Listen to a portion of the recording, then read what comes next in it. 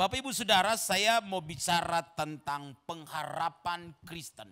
Mari kita buka Alkitab kita dalam 1 Petrus 1 ayatnya yang ke-13. 1 Petrus pasalnya yang pertama ayatnya yang ke-13. Saya akan bacakan ayat ini untuk kita semuanya. Bapak Ibu siap untuk dengarkan firman Tuhan, amin. 1 Petrus 1 ayat 13 berkata demikian. Sebab itu siapkanlah akal budimu.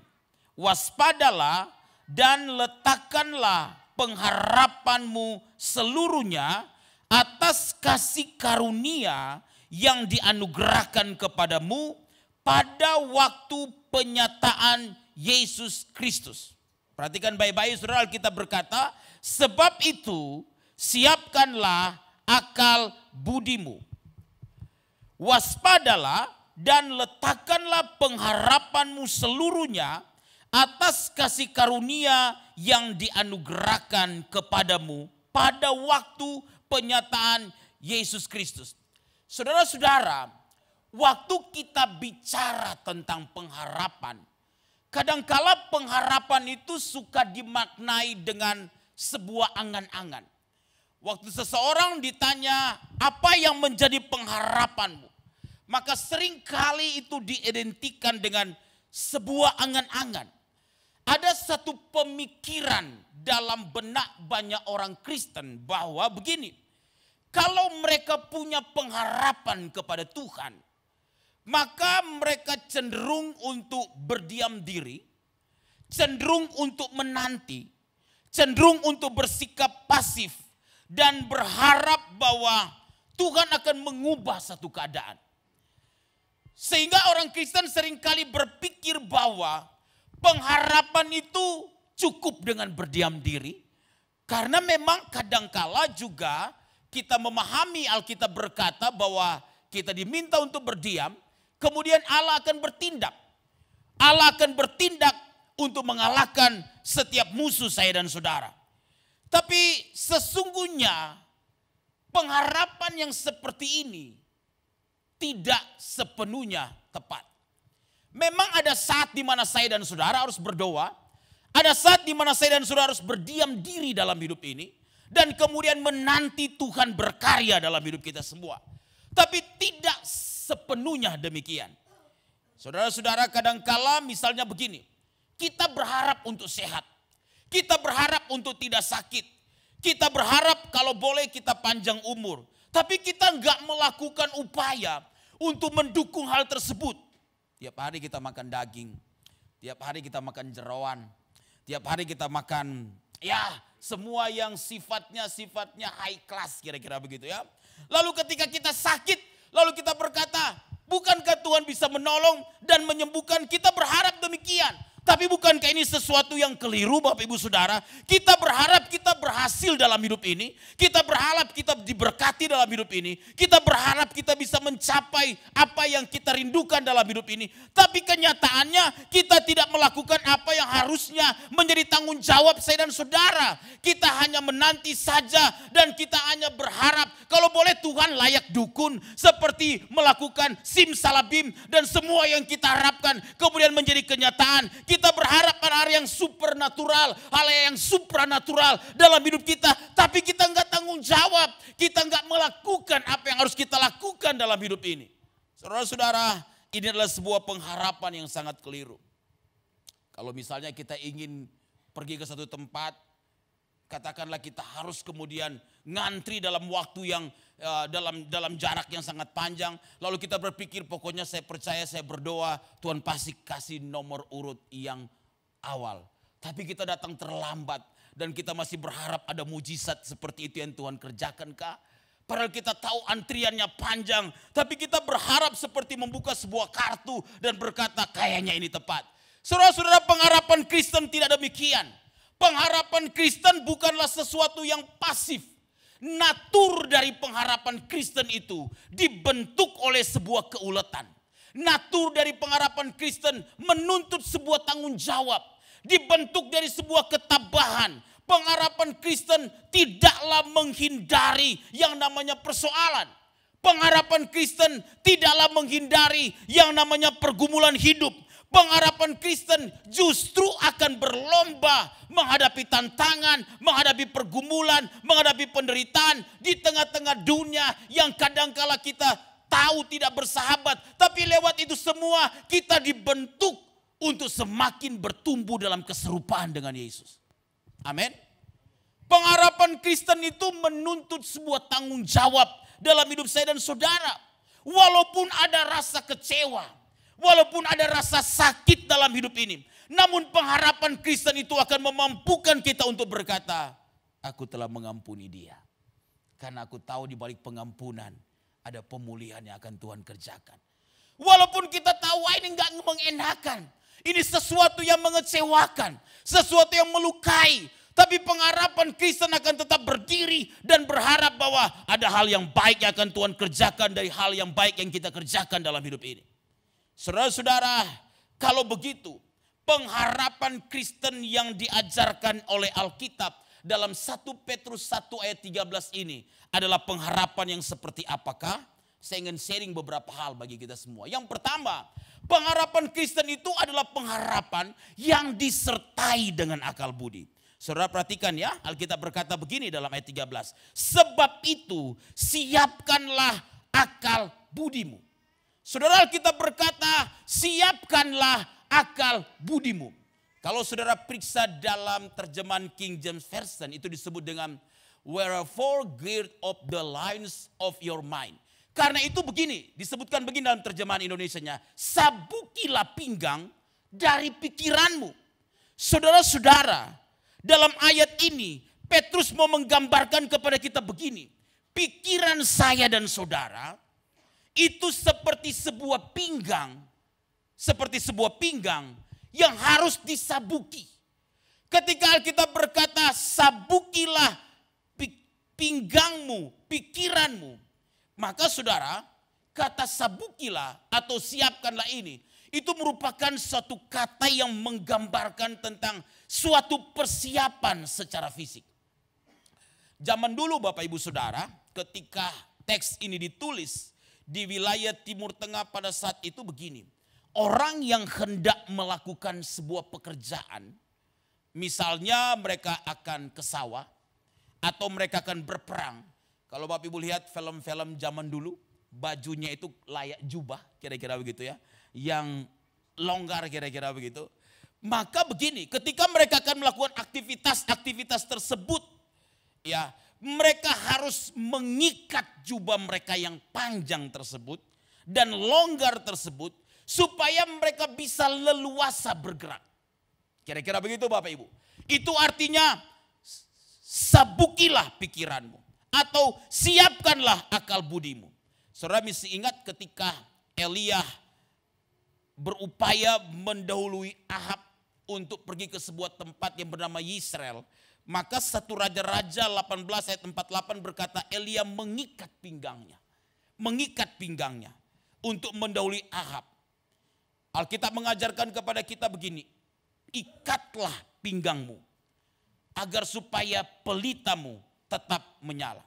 Jadi menyabuki pinggang atau pikiran ini adalah sebuah persiapan untuk aktivitas. Ketika Alkitab berkata kepada saya dan saudara, siapkanlah akal budimu, maka Alkitab mau bicara kepada kita begini. Pengharapan saya dan saudara adalah pengharapan yang disertai dengan akal budi. Artinya pengharapan saya dan saudara adalah pengharapan yang dimulai dari pikiran saya dan saudara. Dimulai dari apa yang kita pikirkan dalam hidup ini. Apa yang kita pikirkan, yang semuanya itu harus sejalan dengan apa yang Tuhan mau dalam hidup kita. Kenapa Alkitab berkata siapkanlah akal budimu? Atau kenapa Alkitab berkata siapkanlah pikiranmu? Ada apa dengan pikiran kita saudara-saudara? Mengapa harus pikiran? Kenapa Tuhan tidak berkata siapkanlah tanganmu? Kenapa Tuhan tidak berkata siapkanlah kakimu? Tetapi kenapa Alkitab berkata siapkanlah pikiranmu?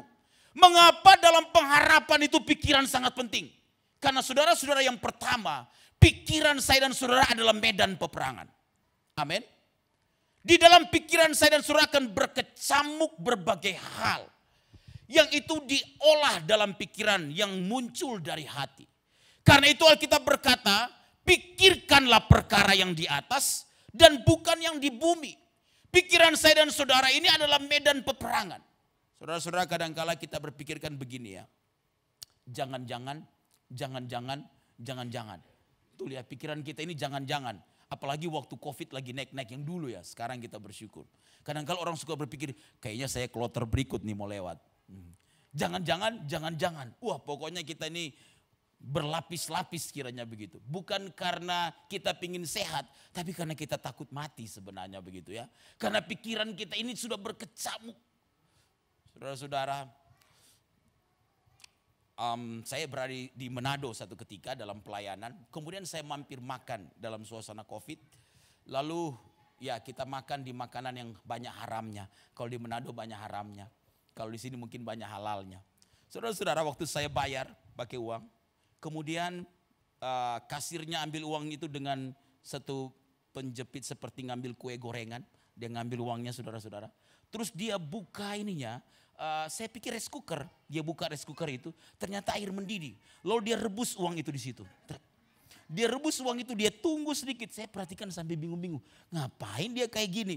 Lalu dia ngambil lagi, saudara, dengan penjepit kertas. Lalu dia taruh di sampingnya ada semacam kain. Dia keluarkan setrikanya, baru dia setrika.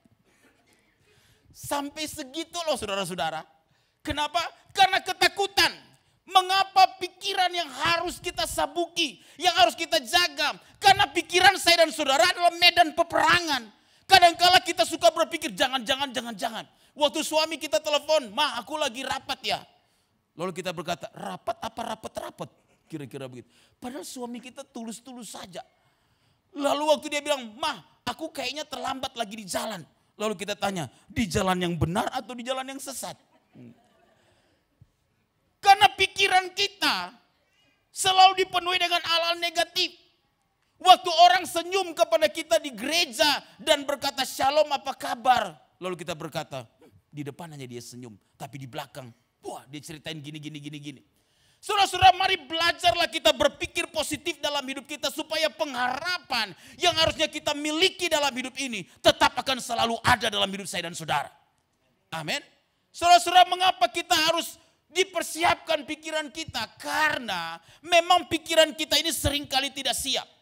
Pikiran saya dan saudara sebenarnya harus siap untuk melakukan apapun yang menjadi tanggung jawab dalam hidup saya dan saudara. Mengapa pikiran kita tidak siap untuk memelihara pengharapan itu, saudara-saudara? Saudara tahu, karena memang pikiran kita ini dipenuhi dengan hal-hal duniawi. Sehingga kita sulit untuk terkoneksi dengan sorga. Kita lebih mudah terkoneksi dengan mall daripada terkoneksi dengan sorga. Waktu kita doa, lagu udah selesai, hampir satu album, kita nggak pernah ketemu Tuhan dalam doa kita. Kenapa? Karena pikiran kita nggak siap untuk berjumpa dengan Tuhan. Waktu kita berada di rumah Tuhan, yang kita pikirkan bukan Tuhan. Waktu kita dengarin firman Tuhan, di dalam pikiran kita bukan firman yang sedang kita dengarkan. Tapi kemudian pikiran kita mungkin kemana-mana, melayang-melayang kemana-mana. Sesudah ini kemana lagi. Saudara-saudara, pikiran kita perlu ditaklukkan kepada Kristus. Mengapa pikiran kita tidak siap? Karena memang seringkali dipenuhi dengan kekhawatiran dalam hidup ini. Keputusasaan dalam hidup ini. Kita seringkali berpikir dan menganggap kita hebat dalam hidup ini. Karena itu Alkitab mengajarkan kepada kita, sabukilah pikiranmu. Siapkanlah akal budimu. Artinya biarlah pikiran saya dan saudara ditundukkan kepada Kristus. Saudara, kata pikiran atau akal budi dalam 1 Petrus 1 ayat 13 ketika Alkitab berkata, siapkanlah akal budimu atau pikiranmu. Saudara-saudara, itu berasal dari satu kata yang menunjukkan begini dalam bahasa aslinya. Suatu kata yang mau menunjukkan bahwa kita perlu berpikir dengan mengajukan pertanyaan-pertanyaan. Itu berpikir maksudnya. Siapkanlah akal budimu, artinya bukan akal budi kita pasif. Tapi akal budi kita perlu bekerja. Untuk berpikir apa yang harus kita kerjakan dalam hidup ini. Saya kasih contoh saudara-saudara. Kalau kita punya masalah di pabrik, mungkin di perusahaan kita. dengan mungkin customer atau orang-orang kerja kita. Apakah kita hanya akan berada di rumah dan kemudian berdoa, lalu berpuasa dan sesudah itu selesai sajakah? Ya, itu harus kita lakukan. Tapi mungkin kita perlu pergi ke sana dan kemudian mengontrol kita punya seluruh orang-orang yang bekerja dan memastikan mereka bekerja dengan baik. Atau mungkin kita perlu mengganti manajer yang bisa menyiapkan semua pekerjaan dengan baik karena sebelumnya mungkin dia tidak terlalu baik.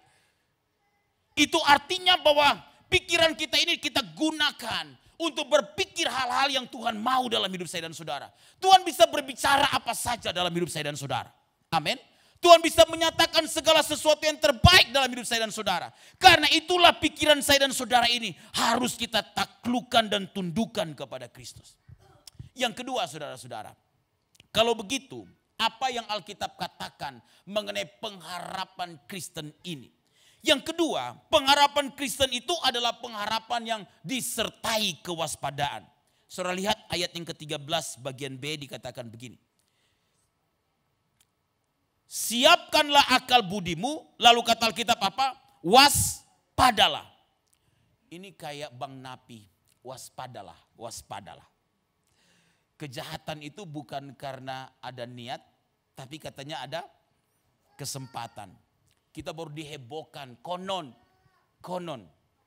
Ya memang sih ada yang menyebut sudah mantan pendeta yang kemudian membunuh kan. Dihebohkan dengan hal itu kan saudara-saudara. Wah, apa yang terjadi dengan keadaan seperti ini?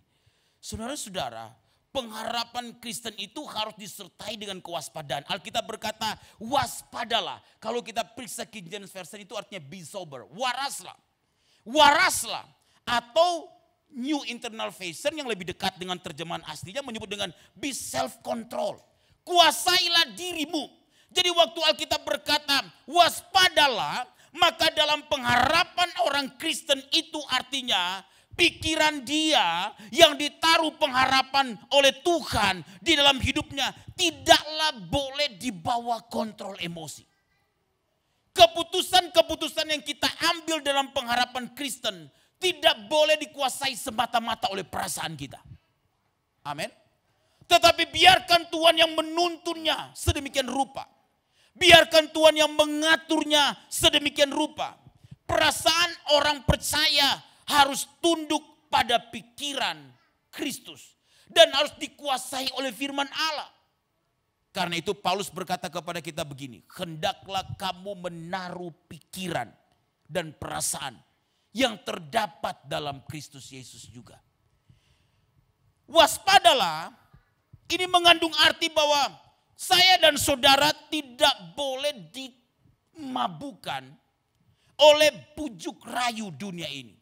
Dunia ini akan selalu menggoda kita dengan banyak godaan. Karena itu kita belajar peka. Tidak semua yang kelihatannya baik itu dari Tuhan. Tidak semua yang kelihatannya oke, itu berasal dari Tuhan. Kita perlu melatih kepekaan kita untuk mengerti apa yang menjadi kehendak Tuhan dalam hidup saya dan saudara. Tidak semua yang kelihatannya oke-oke, jalan terbuka, itu dari Tuhan. Sesuatu yang membawa saya dan saudara jauh dari Tuhan, maka bisa jadi itu bukan dari Tuhan. Sekalipun itu mungkin bersifat materi, sekalipun itu mungkin bersifat person, orang, yang kita pikir kayaknya Tuhan udah kirimkan ini, kayaknya Tuhan udah berikan ini. Tapi kalau itu membawa saya dan saudara jauh dari Tuhan, saudara-saudara, maka bisa jadi itu bukan dari Tuhan. Karena itu kita harus melatih kepekaan saya dan saudara. Saudara-saudara, kadang-kala Tuhan justru mengizinkan orang-orang yang menyebalkan itu ada di sekitar kita. Kadang-kala kita suka berdoa begini, Tuhan kalau boleh angkatlah dia dari hidup saya. Iya kan? Siapa yang kamu doakan kata Tuhan? Suamiku Tuhan. Nyebelin banget. Siapa yang kamu doain? Istriku Tuhan. Cerewetnya minta ampun. Kalau boleh angkat dia dari hadapanku. Doa yang rohani tapi kejam sekali. Siapa yang kamu doakan? Mertuaku Tuhan. Saudara-saudara, seringkali Tuhan justru tidak akan menjawab doa kita. Karena yang menjadi kehendak Tuhan adalah tetap mengizinkan orang-orang itu ada di sekitar kita. Amin. Untuk membuat saya dan saudara dilatih oleh Tuhan bertumbuh di dalam kedewasaan seperti yang Tuhan mau dalam hidup saya dan saudara. Jika kita tidak bisa mengubah orang di sekitar kita, jika kita juga tidak bisa mengubah keadaan di sekitar kita, kemungkinan yang Tuhan mau kita yang harus diubah. Supaya kita bisa menerima kenyataan itu. Supaya kita bisa menerima keadaan yang ada di sekitar kita. Supaya kita bisa menerima orang yang Tuhan siapkan ada di sekitar kita. Mungkin itu adalah salib yang harus kita pikul. Kita harus melewati yang namanya Via Dolorosa. Nah, semua Tuhan akan singkirkan kadangkala dalam hidup kita. Kadangkala kita suka berpikir, Tuhan kayaknya dia musuhku deh. Kalau boleh Tuhan singkirkan musuhku ini. Seringkali tetap akan ada loh saudara. Tetap akan ada. Ada hal-hal yang tetap akan mengecewakan ada di sekitar saya dan saudara. Dan itu tidak bisa kita hindari. Tapi tahukah saudara, Tuhan mengajar kita untuk belajar peka dengan keadaan-keadaan yang seperti itu. Supaya kita bisa bertumbuh terus semakin hari, mungkin semakin lebih sabar. Semakin hari, mungkin semakin mencintai Tuhan. Semakin hari, semakin dewasa di dalam Tuhan. Amin. Amin. Coba lihat samping kiri kanan kita. Mungkin dia orang yang Tuhan kirimkan untuk dewasakan kita. Iya kan? Walaupun dia mungkin nyebelin kadang-kala. Walaupun dia mungkin tidak mengenakan. Saudara-saudara, kita nggak bisa berharap semua orang di sekitar kita ya selalu support kita. Kita nggak bisa berharap demikian. Semua orang di sekitar kita selalu berkata yes. Nggak bisa saudara. Kadang-kala mereka akan berkata no. Tidak semua yang kita harapkan bahwa semua orang harus di sekitar kita itu kita berharap bahwa mereka selalu berkata you benar. Tapi kadang-kala mereka berkata you salah. Dan itu kadang-kala membuat hati kita gimana. Tapi tahukah saudara memang keadaan seperti itu harus kita lalui dalam hidup kita. Tapi kita melihat bahwa di dalam keadaan itu kita tetap menaruh pengharapan kita kepada Tuhan. Kita percaya bahwa Allah tetap turut bekerja dalam segala perkara untuk mendatangkan kebaikan bagi saya dan saudara yang mengasihi Tuhan. Amin. Dia mengizinkan hal itu terjadi. Dia tahu kita mampu menghadapinya karena dia berkata kepada kita pencobaan-pencobaan yang kita alami tidak pernah akan melebihi kekuatan saya dan saudara. Pada waktu kita dicobai, Tuhan akan memberikan kita jalan keluar sehingga kita bisa menanggung semuanya itu. Amin. Itu yang Tuhan rindukan dalam hidup saya dan saudara. Karena itu ketika kita berkata waspadalah, dia sedang berkata pekalah kepada kehendak Tuhan. Pekalah kepada apa yang menjadi maunya Tuhan dalam hidup saya dan saudara. Pengharapan Kristen itu adalah pengharapan yang didorong oleh kedekatan kita dengan Tuhan. Sehingga kita belajar peka apa sih yang Tuhan mau dalam hidup saya dan saudara. Apa yang Tuhan inginkan dalam hidup saya dan saudara. Yang ketiga saudara-saudara. Kalau begitu pengharapan Kristen itu adalah pengharapan yang seperti apa? Yang ketiga pengharapan Kristen itu adalah pengharapan yang dikerjakan sampai akhir. Saudara lihat Alkitab berkata kepada kita begini dalam kalimat selanjutnya. Di 1 Petrus 1 ayat 13 dalam frasa selanjutnya disebut begini. Dan letakkanlah pengharapanmu seluruhnya. Garis bawahi kata itu. Dan letakkanlah pengharapanmu seluruhnya. Saudara-saudara, dalam hidup ini kita harus belajar bertekun sampai pada akhirnya. Langkah pertama penting kita ikut Tuhan. Karena kita berada di dalam sebuah kepastian bahwa kita telah diselamatkan. Tapi persoalannya adalah apakah kita terus akan berjalan bersama dengan Tuhan sampai pada akhirnya dalam hidup ini. Pengharapan saya dan saudara tidak terlihat di awal hidup Kristen kita. Pengharapan saya dan saudara tidak terlihat karena kita sedang berada di rumah Tuhan hari ini. Pengharapan saya dan saudara tidak terlihat karena kita sedang bersekutu dengan Tuhan. Tapi pengharapan saya dan saudara akan terlihat sampai perjalanan akhir hidup kita mengikuti Tuhan. Pengharapan saya dan saudara akan kita kerjakan kata Alkitab sampai pada akhirnya. Kita tidak boleh menjadi lemah. Kita tidak boleh juga menjadi bosan dalam hidup ini. Dalam menghadapi berbagai pergumulan yang kita hadapi. Kita harus tetap berharap kepada Tuhan sampai akhir hidup kita. Ibrani 10 ayat 35 berkata kepada kita begini, saudara-saudara. Sebab itu, janganlah kamu melepaskan kepercayaanmu, karena besar upah yang menantinya. Janganlah kamu melepaskan kepercayaanmu, karena besar upah yang kata Alkitab apa? Menantinya. Seringkali yang menjadi penghalang untuk saya dan saudara itu berharap sampai akhir. Seringkali yang menjadi penghambat untuk saya dan saudara itu berharap sampai akhir karena cara pandang kita yang salah dalam hidup ini. Cara pandang kita yang keliru dalam hidup ini ketika kita ikut Tuhan. Karena ada banyak orang Kristen berpikir kalau dia ikut Tuhan berarti dia bebas dari masalah. Dia pikir ketika dia sudah berdoa maka berarti dia bebas dari masalah. Satu ketika ada seorang jemaat yang berkata kepada saya, pendeta, saya ingin dalam hidup saya tidak ada masalah lagi. Oh ya, oke. Kalau begitu mari kita berdoa. Tuhan panggillah Bapak ini. Karena dia tidak mau ada masalah lagi. Karena hanya di sorga yang gak ada masalah. Selama di bumi tetap akan ada masalah. Saudara-saudara, seringkali menjadi penghalang kita untuk bisa bertekun sampai akhir itu adalah karena cara pandang kita yang keliru. Banyak orang berpikir dia ikut Tuhan supaya diberkati oleh Tuhan. Ya, Tuhan pasti akan memberkati kita. Tapi kalau kita ikut Tuhan sekedar diberkati, ada banyak orang non-Kristen, hidup mereka lebih diberkati dari kita. Benar saudara? Ada banyak orang gak pernah ke gereja, cuannya banyak loh saudara. Dibandingkan dengan saya dan saudara kadangkala. Iya kan? Kalau kita ikut Tuhan semata-mata supaya kita mengejar hal-hal yang jasmani. Walaupun kita tahu ada janji Tuhan untuk hal itu. Bahwa Tuhan akan memelihara saya dan saudara. Tetapi hal-hal yang lahiriah, hal-hal yang jasmani bukan menjadi yang utama dalam hidup saya dan saudara. Tetapi hal yang rohani semestinya menjadi yang utama dalam hidup saya dan saudara. Karena Alkitab berkata kepada saya dan saudara, carilah kerajaan Allah dan kebenarannya lebih dahulu. Maka semuanya akan ditambahkan kepada kita. Maka kita belajar dalam hidup ini untuk melihat bahwa yang utama dalam hidup kita adalah Tuhan. Amin. Dia segala-galanya dalam hidup saya dan saudara. Ini yang membuat seringkali kita terombang-ambing karena cara pandang kita yang keliru.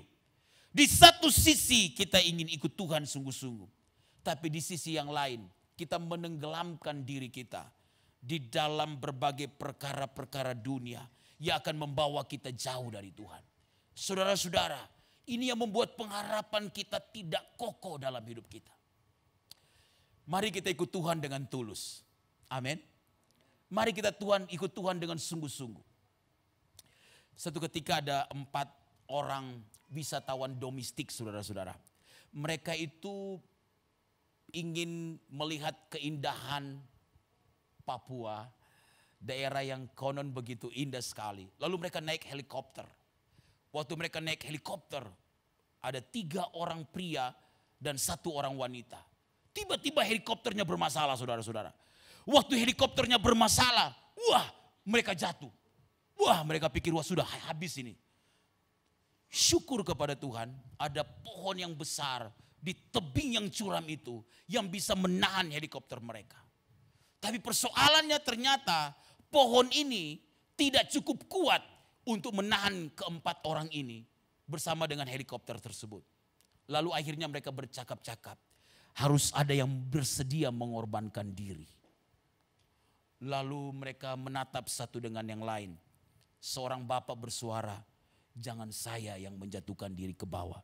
Saya baru buka perusahaan cabang. Dan itu untuk mendukung pekerjaan Tuhan di gereja kita. Kalau saya yang mati, nanti siapa yang bisa mendukung pekerjaan Tuhan? Akhirnya seorang bapak yang kedua berkata, apalagi saya. Saya sudah berjanji untuk menyekolahkan anak saya ke luar negeri. Kalau saya mati, siapa yang akan mencari nafkah? Lalu tertujulah kepada seorang muda. Lalu dia berkata, saya juga jangan. Saya baru akan menikah. Nanti kalau saya meninggal, waduh, bagaimana calon istri saya? Tiba-tiba sebuah mata tertuju kepada seorang wanita. Dengan harapan dia yang harus berkorban. Sementara mereka sedang berpegangan di helikopter tersebut saudara. Hampir mau jatuh mereka. Lalu wanita itu berkata, memang dulu wanita, dari dulu sampai sekarang, wanita yang selalu dikorbankan.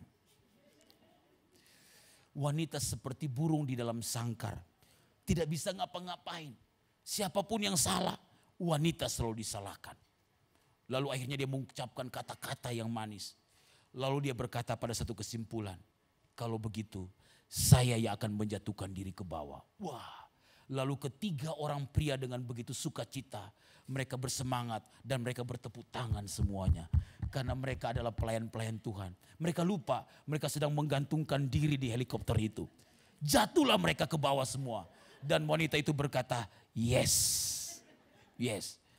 Saudara-saudara, kita akan menemukan ada banyak orang yang gak tulus kadangkala di sekitar kita. Tapi ikut Tuhan itu punya cara pandang yang benar. Tulus saja kita ikut Tuhan. Amin saudara. Karena Tuhan tahu kok ketulusan saya dan saudara. Tuhan tahu kok hati saya dan saudara. Pengharapan Kristen itu adalah pengharapan yang kita akan kerjakan sampai akhir. Kalau kita tulus ikut Tuhan, maka kita akan bertekun sampai pada akhirnya. Yang terakhir saudara-saudara, kalau begitu pengharapan Kristen seperti apakah yang Alkitab ajarkan? Yang keempat, pengharapan Kristen itu adalah pengharapan yang didasarkan pada kasih karunia Tuhan. Saudara lihat bagian akhir dari ayat 13 berkata begini saudara. Atas kasih karunia yang dianugerahkan kepadamu pada waktu penyataan Yesus Kristus. Saudara-saudara, Alkitab berkata kasih karunia yang dianugerahkan kepada saya dan saudara itu adalah dasar dalam pengharapan yang kita bangun dalam hidup ini. Bapak Ibu Saudara, Tuhan itu memberikan kasih karunia yang berbeda-beda bagi setiap kita. Kasih karunia yang berbeda-beda termasuk di dalam berkat dan pergumulan. Setiap orang itu punya takarannya masing-masing. Termasuk dalam pelayanan. Kadangkala ada orang suka berpikir begini. Waduh, kok gereja itu maju, gereja ini kok belum. Saudara, itu kasih karunia Tuhan kadangkala. Apa yang Tuhan percayakan bagi kita itu saja yang kita kerjakan. Kok keluarga itu kelihatan bahagia, keluarga kami enggak bahagia. Saudara-saudara, kasih karunia Tuhan itu berbeda-beda yang harus kita mengerti. Artinya begini saudara, setiap kita ada yang dipercayakan 5 talenta, 2 talenta, 1 talenta. Itu berdasarkan kasih karunia dari yang memberikan. Berkat itu berdasarkan kasih karunia Tuhan.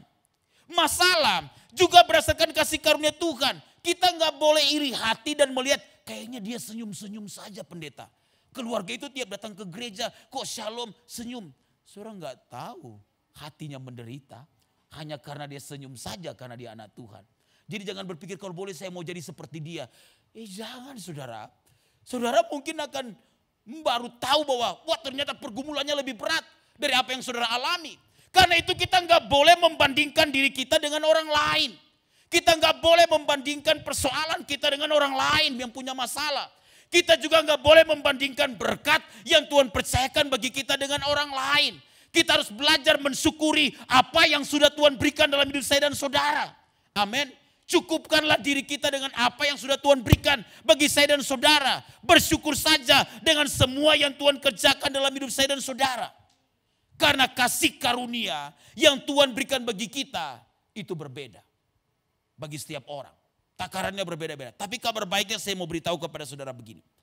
Kasih karunia yang Alkitab bicara di sini adalah kasih karunia yang berkepanjangan.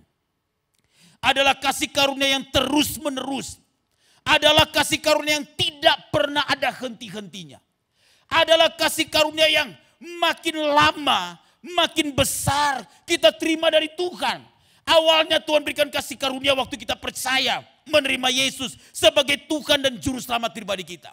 Tapi seiring dengan berjalannya waktu, maka kasih karunia yang Tuhan anugerahkan bagi kita terus bertumbuh seiring dengan pengenalan kita akan Tuhan. Itu disempurnakan kata Alkitab ketika dia datang kedua kali. Kata Alkitab, atas kasih karunia yang dianugerahkan kepadamu pada waktu penyataan Yesus Kristus. Pada waktu kedatangannya dia kedua kali, dia menyempurnakan kasih karunia yang dia berikan bagi saya dan saudara. Karena itu bersyukurlah untuk apapun yang sudah Tuhan berikan bagi kita. Jangan pernah melihat tetangga di sebelah. Kadangkala kita berpikir rumput tetangga lebih hijau dari rumput di rumah kita. Saudara, setiap orang punya masalah berbeda-beda. Tapi apapun yang kita sedang alami dalam hidup ini, apapun yang sedang kita jalani dalam hidup ini, bagi kita sebagai orang percaya, hal yang terbaik yang kita harapkan akan selalu datang. Karena itu saudara-saudara, tetaplah berharap kepada apa yang terbaik yang Tuhan siapkan bagi kita. Mari kita tundukkan kepala. Terima kasih Tuhan. Kami bersyukur Tuhan untuk setiap perkenan